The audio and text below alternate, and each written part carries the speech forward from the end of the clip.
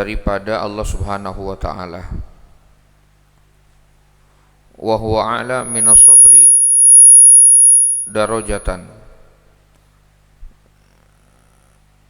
Dan ridho itu adalah setinggi-tingginya daripada sabar dalam hal derajat, ya. Jadi ridho itu adalah derajat yang paling tinggi dari kesabaran. Lianna man radhiya sabara, karena bahwa siapa saja yang ridho pasti dia sabar, gitu ya. Wala aksa kadza, dan tidak kebalikannya demikian. Fi zawajiri, ya, kadza fi zawajiri, ya. Yang demikian ini diterangkan dalam kitab Az-Zawajir. Jadi ridho ini adalah siapa orang yang ridho, maka dia telah menempati tempat yang tertinggi daripada derajat kesabaran. Karena siapa orang yang ridho pasti dia sabar. Wa qala Syakik bin Ibrahim, ya, berkata Syakik bin Ibrahim, apa yang beliau katakan, sa'altu sab'ami'ati alimin, ya, aku telah bertanya kepada 700 orang yang alim, ya. Jadi beliau bertanya kepada 700 orang alim. Apa yang beliau tanyakan? An khamsati asya'a, ya, tentang 5 perkara. Ya, beliau tanya kepada 700 orang alim tentang 5 perkara. Fakulluhum ajabu bijawabin wahid. Maka seluruhnya daripada 700 orang alim ini, ya, mereka menjawab sepakat dengan satu jawaban, sama semua jawabannya. Ya, ditanya tentang 5 perkara, seluruhnya menjawab dengan satu jawaban yang sama. Apa 5 pertanyaan yang disampaikan oleh Syakik bin Ibrahim? Beliau mengatakan, fakultu, maka aku berkata kepada sab'umi'ati alimin ini, manil aqilu, ya, siapa sih orang yang berakal, ya, siapa sih orang yang berakal? Berkata Syakik bin Ibrahim kepada, ya, 700 orang alim. Nah, semuanya bersepakat, faqalu, mereka berkata, orang yang berakal itu adalah man lam yuhib ad-dunya, orang yang tidak cinta terhadap dunia, itulah orang yang berakal. Ya, kita boleh kita boleh mencari dunia, ya, ya, sebagai bekal untuk kehidupan di dunia dan juga bekal kehidupan di akhirat. Tetapi harta yang kita miliki jangan sampai terlalu kita cinta, akhirnya justru menjauhkan kita daripada akhirat. Sehingga di sini dikatakan, siapa sih orang yang berakal? yakni orang yang memang tidak cinta terhadap dunia. Fakultu manil kayyis, siapa orang yang cerdas, ya.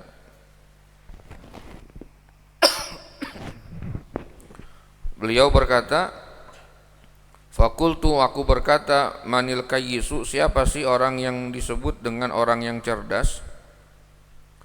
Qalu, ulama-ulama menjawab atau berkata, man lam tadurrahu ad-dunya. Ya, orang yang cerdas itu adalah orang yang enggak dibikin sesat dengan dunia. Ya, orang yang nggak dibikin sesat, orang yang nggak dibikin celaka dengan dunia. Ya,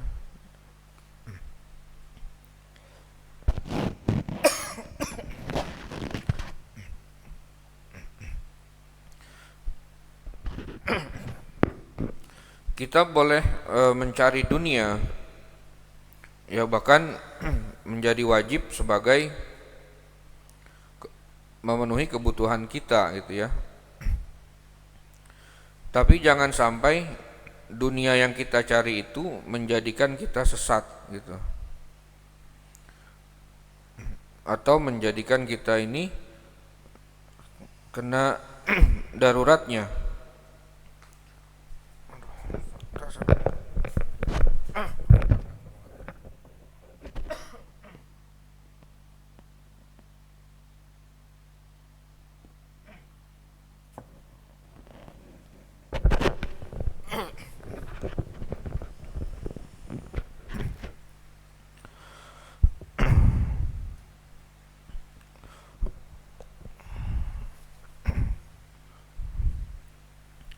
Manil kayyisu, siapa orang yang cerdas?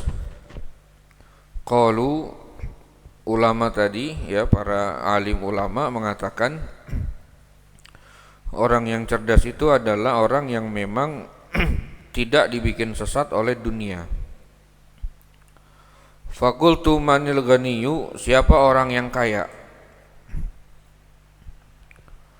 Qalu, 700 orang alim itu sepakat ya bahwasanya orang yang kaya itu adalah alladzi yarda bima qassamallahu lahu, yakni orang yang ridha dengan apa-apa yang memang telah dibagi oleh Allah Subhanahu wa taala kepadanya. Ya. Jadi orang yang kaya itu adalah orang yang ridho dengan apa yang memang sudah menjadi bagiannya. Gitu. Ya, hari ini dapatnya sekian, dia ridho dengan apa yang dia dapat hari ini. Itulah hakikatnya orang kaya. Ya, kalau bahasa lainnya kita kenal dengan qanaah. Ya, merasa cukup atas apa yang memang didapat gitu. Kemudian fakultu manil fakiru, aku berkata, siapa orang yang disebut dengan orang miskin? Ya, tadi orang kaya itu adalah orang yang ridho dengan apa-apa yang memang udah Allah bagi untuknya.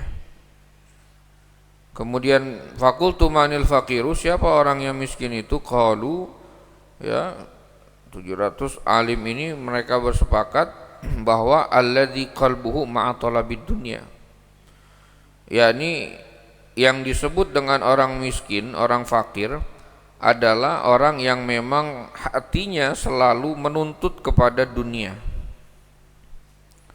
Yang dia pikirin duit aja.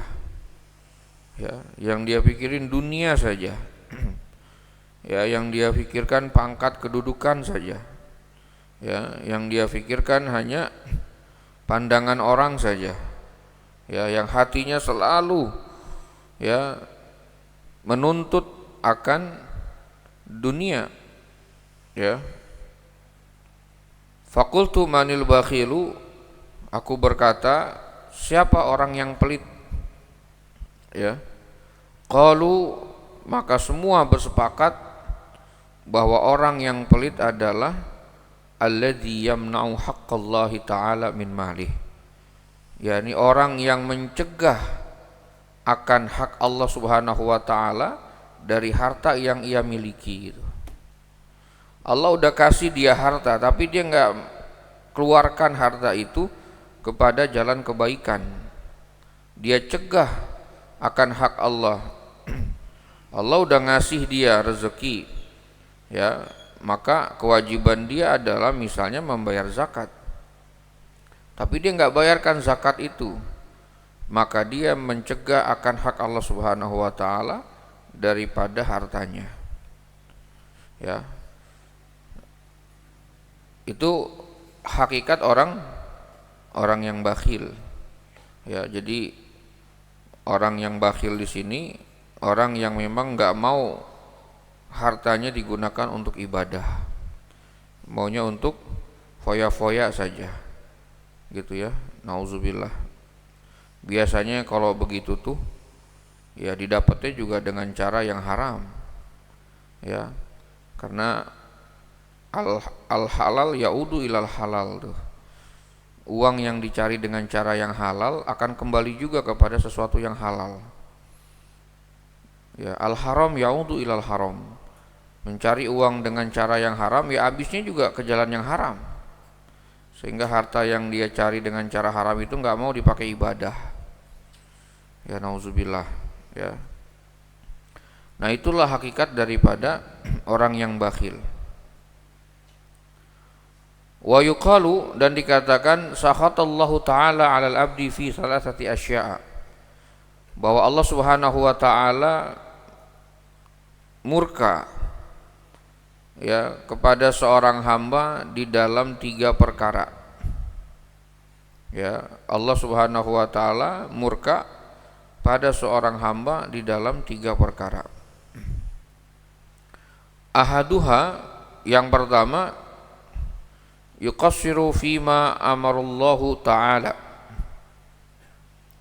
Jadi Allah tuh murka kepada 3 orang hamba, ya, maaf, Allah itu murka kepada seorang hamba pada 3 perkara. Yang pertama adalah yuqassir. Apa itu? Lalai pada apa-apa yang memang telah diperintahkan oleh Allah Subhanahu wa taala. Padahal udah ada perintahnya. Ya, itu lalai. Maka Allah akan murka kepada orang tersebut. Wathani, kemudian yang kedua, la yarda bima qassamallahu ta'ala. Dia enggak ridha dengan apa-apa yang memang Allah bagi, ya, atas apa-apa yang memang sudah Allah takdirkan pada dirinya tuh. Ya.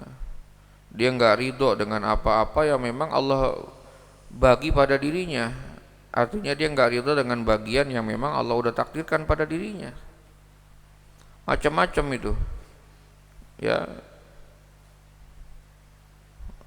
bisa materi, ya, bisa berupa ujian penyakit, ya, bisa berbagai macam keadaan, ya.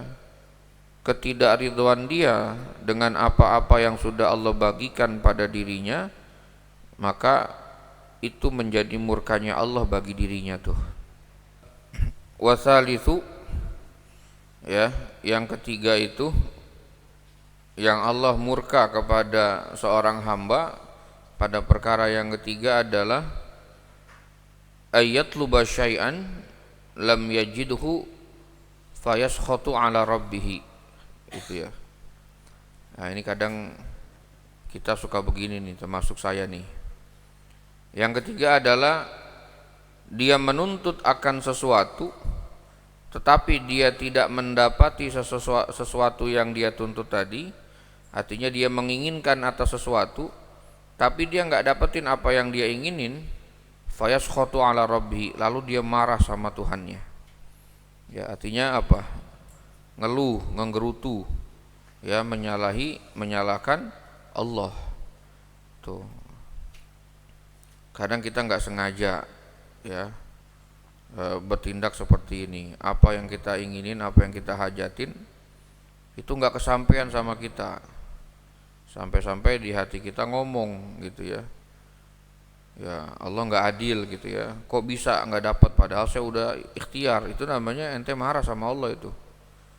Ya. Enggak ridho dengan apa yang memang udah Allah bagi kepada ente. Memang berat ini semua, ya. Semua adalah perkara hati, ya, dan juga perkara ridho dan sabar. Qala ba'dul hukama fi qaulihi ta'ala, berkata sebagian para hukama terkait dengan firman Allah Subhanahu wa taala, wasariqu wasariqatu faqtau aydiyahuma. Maling laki-laki dan maling perempuan faqta'u maka hendaklah kalian potong akan kedua tangannya. Ya. Qala al-fuqaha, berkata para ahli fikih, man sariqa nisaba sirqatin ya tuqta'u yaduhu. Ya, siapa orang yang mencuri ya di mana mencurinya itu sudah mencapai nisab daripada mencuri ya, maka dipotong tangannya. Ya. Walaisat li hadzal nisab hurmatun hatta tuqta'a yadur rajuli al-mu'mini li ajlihi, walakin ya tuqta'u yaduhu li ma'nayaini. Ya, bukanlah ya lihadan nisab ya, untuk nisab ini hormatun kehormatan, hatta tuqta'a yadur rajulil mu'min li ajlihi, sampai akhirnya dipotong tangan seorang laki-laki mukmin li ajlihi, atas keperluannya. Nah, jadi gini ya, dipotongnya itu adalah bukan untuk kehormatan ya. Nah, artinya dipotong tangannya itu lima naya ini, dia mempunyai dua arti ya. Lihat ki hormatil muslimin ya. Nah, tujuan dipotong tangan orang yang mencuri itu maknanya adalah satu, untuk merusak kehormatan diri seorang muslim. Ya, jadi kalau seandainya ada tuh seorang muslim ini mencuri lalu dipotong tangannya, maka makna dari dipotong tangannya itu yang pertama adalah untuk merusak kehormatan dirinya. Ya. Wasani. Nah, kemudian kenapa dipotong tangannya? Makna yang kedua adalah li'annahu lam yardha bima qassamallahu ta'ala lahu. Tuh. Alasan yang kedua karena memang dia enggak ridho dengan apa yang memang sudah Allah bagi pada dirinya, maka dipotong tuh tangannya. Gitu. Yang pertama adalah untuk merusak kehormatan dirinya. Nah, kemudian yang kedua, kenapa dipotong tangannya? Itu hukuman. Kenapa? Karena dia enggak ridho dengan apa-apa yang memang Allah Subhanahu wa taala sudah bagi, sudah berikan kepada dirinya. Nah, itu demikian tuh. Jadi potong tangan itu maknanya dua. Satu diantaranya adalah hukuman karena dia enggak ridho dengan apa yang memang sudah Allah berikan, masih mencuri aja. Gitu ya. Nah, ini enggak ada di kita ya, potong tangan enggak ada gitu ya di Indonesia.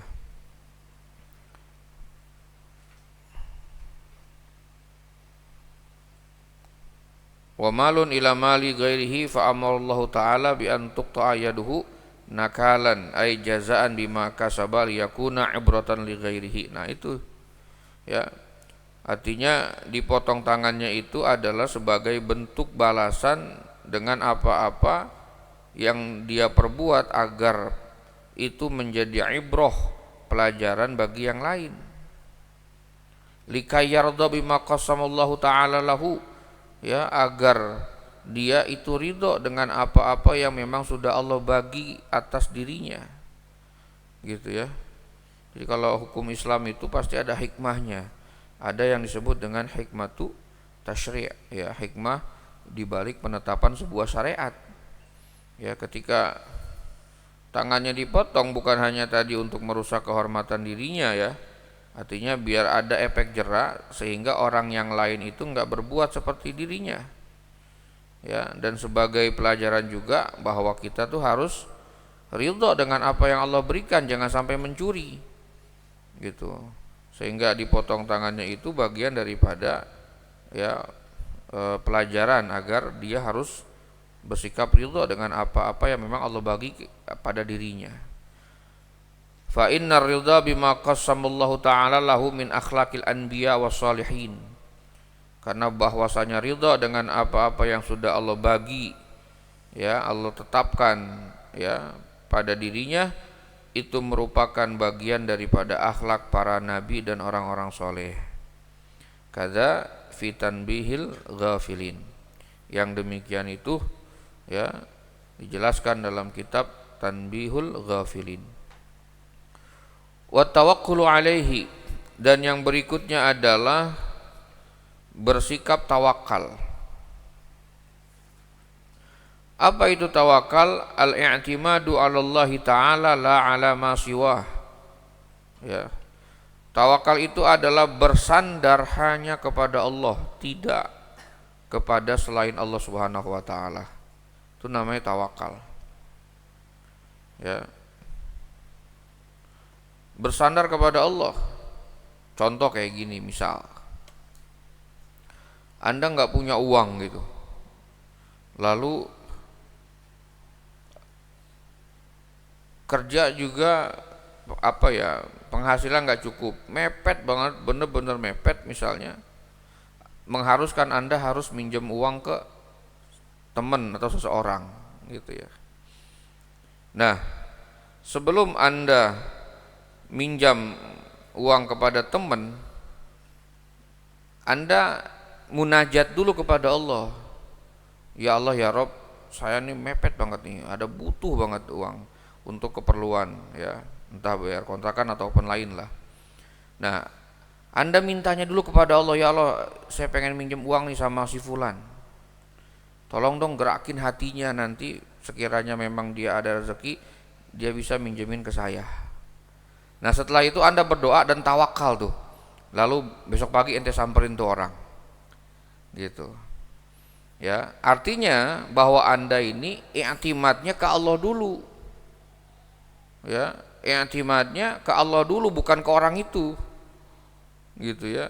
Bisa saja ketika Anda i'timadkan ke Allah dulu ya, paginya ente temu tuh orang, dia kasih langsung tuh ya, nggak pakai alasan gitu kan. Jadi munajatnya ke Allah dulu gitu ya. Ini bukan ngajarin ngutang, bukan gitu ya. Tapi paling enggak, kadang-kadang kita suka i'timadnya ke orang dulu baru ke Allah gitu ya. Artinya i'timadnya ke Allah dulu ya. Nah, itu tawakal ya. At-tawakal itu al-i'timadu 'ala Allah Ta'ala la 'ala ma siwahu.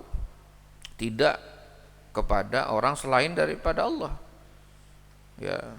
Kama qala ar-Ramli, ya sebagaimana berkata Imam Ramli, ya hal demikian itu sebagaimana pendapat daripada Imam Ramli. Qala Allah Ta'ala wa may yatawakkal 'ala Allah fa huwa hasbuh. Siapa orang yang bertawakal hanya kepada Allah, maka udahlah Allah cukup bagi dirinya, nggak butuh yang lain gitu ya. Kalau kita udah tawakal sama Allah, udah nggak butuh yang lain tuh, udah cukup, udah Allah tuh udah memadai buat kita. Allah udah cukup buat kita, apapun itu urusannya, apapun permasalahannya ya, fafirru ilallah ya, maka larilah kepada Allah Subhanahu wa taala. Apapun permasalahannya, fafirru ilallah ya, maka larilah, pergilah kita menuju kepada Allah Subhanahu wa taala. Ya. Qala Nabi sallallahu alaihi wasallam ya, man ahabba ay yakuna aqwan nas falyatawakkal 'ala Allah. Siapa orang yang menginginkan bahwa dia menjadi orang yang paling kuat ya, maka hendaklah dia berserah diri kepada Allah Subhanahu wa taala. Ya, jadi kalau kita udah berserah diri, udah tenang, kuat kita. Ya. Nah, tawakalnya ini yang memang perlu riyadhah nih Ustaz Encep nih kita nih. Tawakalnya nih. Ya. Kalau pengen jadi orang yang paling kuat kata Nabi, serahin diri ente semuanya kepada Allah. Tawakal semua kepada Allah. Jangan hitung-hitungannya manusia, jangan hitung-hitungannya matematika. Ya, jangan hitung-hitungannya dokter. Udah serahin aja semua diri kita sama Allah tuh. Maka kalau udah begitu, ya kita menjadi orang yang paling kuat. Ya, ini banyak tercermin pada sahabat-sahabat Nabi yang memang ikut bertempur baik di Ghazwah ya maupun di Sariyah gitu ya. Berperang di jalan Nabi Nah, mereka itu sudah menyerahkan dirinya semuanya kepada Allah. Ya, tawakal sudah semua kepada Allah Subhanahu wa taala. Maka banyak hal-hal yang mustahil ya secara logika, tetapi Allah bisa memberikan mereka pertolongan. Ya, mana ahabba ayyakuna aqwan nasi falyatawakkal 'ala Allah. Wa qala Hasan Al-Basri, berkata Imam Hasan Al-Basri, at-tawakkul huwa ar-ridha bi fi'lillahi ta'ala. Masyaallah ya. Jadi tawakal itu hakikatnya adalah ridha ya dengan apa yang Allah perbuat sama kita. Ya. Jadi antara satu dengan yang lainnya ini mempunyai keterikatan. Ya. Ai i'timadul qalbi 'ala Allah. Ya, bersandarnya hati hanya kepada Allah. Wal farqu baina tawakkuli wa taslim wa tafwid, ya. Nah, di sini ada perbedaan ya antara tawakal, taslim dan tafwid.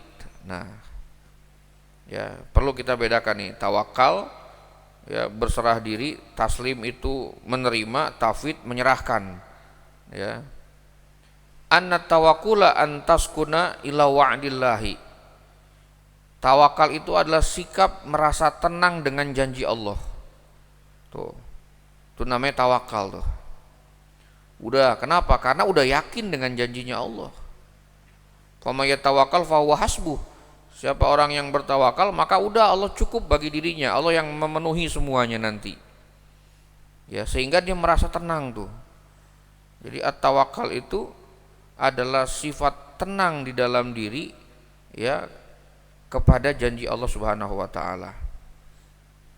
Wa taslim ya menyerahkan diri juga ya, taslim itu menyerahkan diri juga ya, antaktafi bi ilmillahi, yakni dia merasa cukup ya bi ilmillahi dengan ilmunya Allah Subhanahu wa taala. Ya, dia merasa cukup bahwa asalnya Allah itu tahu akan dirinya. Itu namanya taslim. Ya. Artinya bahwa dia cukup aja dengan apa-apa yang memang terjadi pada dirinya, dan Allah Subhanahu wa taala Maha tahu apa yang terjadi pada dirinya. Udah ditaslim aja, dia diterima aja itu. Ya. Nah, at-tafwid antaradha bi hukmillahi azza wa jalla. Nah, sedangkan tafwid adalah dia ridha dengan hukum Allah Subhanahu wa taala. Ya, kadza fi Nuzhatil Majalis. Ya, yang demikian ini diterangkan dalam kitab Nuzhatul Majalis. Wallahu a'lam bissawab. Rabbi zidna ilman.